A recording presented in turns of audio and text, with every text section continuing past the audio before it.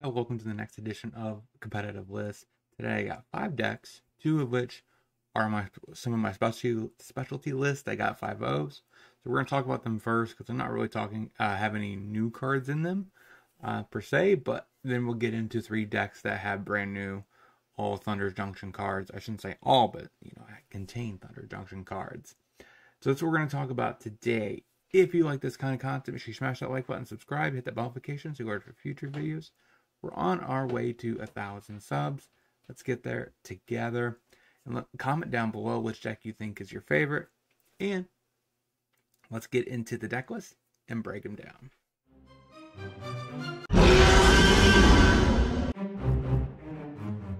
So first is a specialty list of mine, which is Bard class. I love this deck. This deck is one of my favorite decks to play. It also gets a lot of views when I do play it, so that's kind of nice. So it kind of validates that this deck is clearly sweet in a lot of regards. Now, this deck does not pick anything new up because there's not really a good legendary Gruul card in the new set that's worth the effort and slots. And this deck, of course, does go down the NT route, which I think is correct as the 2 of. I really like it. It sets up a lot more of an aggressive plan, so it makes our plan B a lot better. We have Xenagos because it's a combo piece, and it also is a solid planeswalker to actually for grinding matchups and stuff. We have a Domri, it looks like, not 2. It helps against control, also is a decent anthem. And then, of course, we have our namesake card with Bard class, and I really like the list with Othanessa and Commune to help set up our draws. And that allows us to decrease our land count. Of course, Mox Amber is kind of free, so play it. Sideboard, we do have Alpine Moon. Since we are an aggressive deck, we can smash face before Lotus Field can remove the Alpine Moon. 2 Running Volleys. One of the best for sideboard cards. Good against white, blue, whatever. Amalia. We have 3 Pick Your Poisons. It is good, solid hate for artifacts, enchantments. Also, more importantly, Vein Ripper, Ledger Shredder. Any kind of flying creature. That's the primary win con. We have 1 Besiju on the board for a little bit more artifact and enchantment hate. 1 Safekeeping to protect our Bard class. 1 Barrage. Not really sure why we're running this. Instead of a Fry or something like that, but it's a decent card against control where we can remove it to Fairy. 2 Torches. It's pretty solid for aggro against aggro decks. 1 Unlicensed Hearse for Phoenix matchups. And a Ruick Thar is pretty decent against, Lotus Field, stuff like that, where they cast a lot of non-creature spells, and stuff like Phoenix too. So they cast a lot of non-creature spells. I'm surprised this deck did not try the new Lizard, but this is a pretty solid list. If you're interested in Bard class, I would recommend trying it. Let's get into the next list. Next on my list is, of course, another sweet deck. I only talk about my specialty lists that are not mainstream meta, so Bard class and this one both count as that. Stuff like Boros Heroic or Mardu Heroic is a lot more mainstream, so I don't need to cover it as much, right? So this one did get in a 5-0. I guess this deck is playing a brand new card, which is the Show Off Trickster. So Slick Shot Show Off, which makes a lot of sense because this deck is quite aggressive. So it gives the deck a lot better aggressive plan, and it's still a decent mid-range deck. It also plays a brand new Mage Bane Lizard, which is a really good hate spell against Lotus Field, also against Phoenix. We have, looks like only 3 P&L, which is kind of weird, since it's our namesake card. I probably would eventually try this list. I'll probably move a Showdown to the board for another Pia, or cut a Bone Crusher for Pia. I do get the Pia's bad in multiples, but I kind of rather have another Pia over a Bone Crusher. Otherwise, lands look pretty spot on. We have enough mountains to cover our Chain of the Rocks, which is just one of the better removal spells for catch-all removal for 1 mana. Sideboard, we do have our volleys for the same matchup, Spirits mainly, and Molly and stuff like that. Like I said, we covered the Lizard. It's really good against Phoenix and Lotus Field. A Silence for Lotus Field. 1 Red Cap Melee, because Gruul aggro is pretty popular right now, so it's a really good positioned. 1 Containment Priest for Sorin, also creativity. 1 Get Lost, as a kind of a catch-all removal spell for enchantments, planeswalkers, creatures. 3 thralls. It's a pretty solid card right now. So I really like it in the shell. We do have a reckless rage, so we can get a 4 toughness creature out of the board, so post board. So we could probably cut our invasion of Gomicon for that. 1 Redain, pretty good against Lotus Field, and control to prevent rafts or push off rafts. 1 Rest in Peace for graveyard hate. I'm kind of interested why we're not only playing 1 Rest in Peace. I would have thought you would pick 2, just because, I mean, Phoenix is still the second most played deck, or most played, depending on how you view it, in conjunction with vampires. But I do get Phoenix feels like it's fallen off a little bit, but not that much. So that is our Boros PNLR for Pioneer. Let's get into the next list. Next on my list is, even though I'm not a fan of this deck, like in general, I don't like rogues. You could definitely at me in the comments. How dare you disrespect this tribe? But I don't like the play patterns of rogues. But I do have to shout it out because it did try. It got a 5-0 with Jace Reawakened.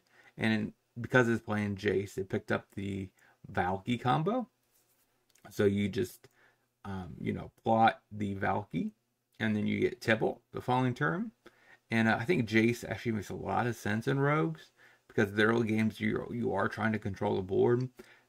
By turn 4, you're actively, wanting to play a 2-drop and probably leave up a counter spell. So it makes a lot of sense in rogues. And we're also playing a brand new 3 Steps Ahead as a counter spell, loot effect. Not really the token copier, but still a reasonable card to have. It can be clunky in multiples, which is why we're only playing 3 copies. So you want to see 1 per game, but not multiple. Sideboard, we do have Ether Gust for mono green and red. So like Boros Convoke, 1 Fatal Push for, aggro.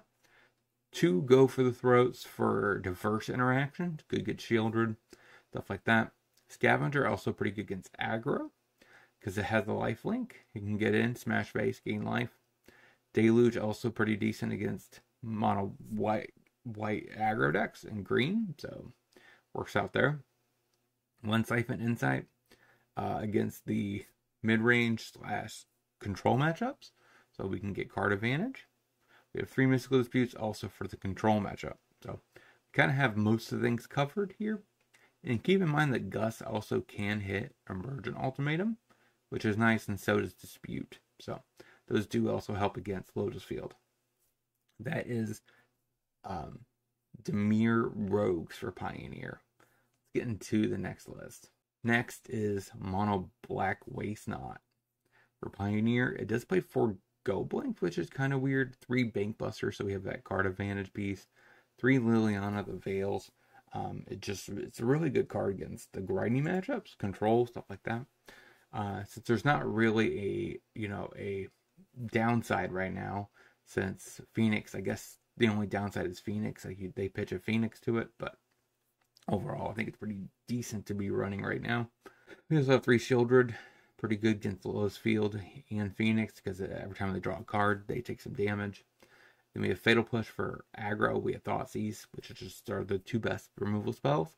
I do question the one of Bitter Triumph. It is kind of weak now, since considering the fact that, Gruul aggro is taking a huge hit into the meta. So, like, that 3 damage will come up and matter. So, keep that in mind when you're playing this deck. If you're in a meta where the killing a Planeswalker is less relevant, you might just want to play something else. We do have a Bat God for a late game threat, deadly cover up for a little bit of a Wrath main board, and sideboard. 2 Path to Perils for a little bit more Wraths, plus Extinction Event for aggro, plus Kalitas. Now we also play 2 Karavek down there. Keep that in mind. That's the new card this deck is playing. 2 Duresses for control and combo. 2 Knight of the Death Legion Shadow, which is really good against Amalia. 2 Ashioks, also pretty decent against Amalia, and is decent graveyard hate, along with Graveyard Trespasser. So against Phoenix, we could bring a Trespasser in. probably cut Liliana's because they're just not as good. Then we have our Invoke Despair, pretty good against mid-range and control. So keep that in mind. So like Fatal Push is bad. You just bring those in. Even though it's a little bit higher on the curve, you kind of are fine with that. And same with the rest. You bring those in to get against control, cut the Fatal Pushes. You probably would keep Bitter Triumph in that matchup just because it can't hit it. It's a fairy. But, and also you would cut a Deadly Cover-Up most likely. So that is Waste Not Mono Black for Pioneer. Like I said, let me know down in the comment section which is your favorite. What cards, what one of these decks are you going to try out? Let's get into the last list. So next is Boros Humans for Pioneer. Now, the red is strictly looks like it's for the Inti and Outlaws Mermint. Now, the Outlaws Mermint is a solid piece that you would bring in against mid-range and stuff like that, where you expect a lot of removal for your creatures. Making a token each turn is quite powerful, so keep that in mind. But we have Hopeful Initiate, pretty good, solid 1-drop with Officer and Bodyguard. 2-drops, we have our Thalia and Thalia Lieutenant. Not really the Lord, so instead we're playing NT in that slot. So keep that in mind. You could definitely cut the red if you wanted to, and just play the 2-drop, give away creatures +1/0. We're also playing a Kithian down there, which is a decent 1-drop as well. Brutal Cathar allows us to, exile a little bit of removal. So the reason why I think we're playing Inti in this shell is because of the fact that it puts +++ counters on things, which makes Collector's Cage go off more consistently. Because in order to get the Hideaway 5 and cast a creature, you have to have 3 creatures with different power. So putting a counter is better than just giving a blank, all your creatures get +1 and 0, which doesn't really contribute to having different power and toughnesses. We have our Cavalry as our payoff with the Cage. So if you get that, you get to just cast a Cavalry, pump your entire team, and win that turn. Of course, we still have Adeline because it's just a really good card in general. It makes multiple bodies. Plus, it always has a different power and toughness than everything, or different power than the rest of the table. So, like, you don't really need to put a counter, ++1 counter on it to make it, different. So that makes it really strong. Mana base, we still have our Mutavaults, Caverns. We have a 4/4 on Boros lands, which should be pretty reasonable. We have 2 Caverns also to cast the NT. Sideboard, we do have 3 portable holes for aggro, 1 invasion for mid-range, and heavy removal spell decks. We have 2 raids to fight through artifacts and enchantments, plus it gives counter across all our creatures. 2 Redains, push off rafts, and against Lotus Field. Like I said, Outlaws is really good against heavy removal decks. Instead of Wedding Announcement, we're playing this. You could definitely just cut the red, like I said, and just cut Outlaws and play Wedding Announcement in the slot. But Outlaws is pretty good because it does make hasters and deals damage when the creature eats in the token ETBs. So that way you can do more damage right away. We have 3 Get Loss. It's pretty good against Amalia, also pretty good against, Shieldred or any kind of mid-range piece threat. And that is the last deck we had to talk about, which is Boros Humans. Let me know, like I said, all what you guys want me to know in the comment section. If you like this series, make sure you smash that like button before you head out the door so more people see this content. It really helps. It's a free way of helping support the content because I'm only 80 subs out. We got to get there. So until next time, hopefully you guys have a great rest of your day. Talk to you soon.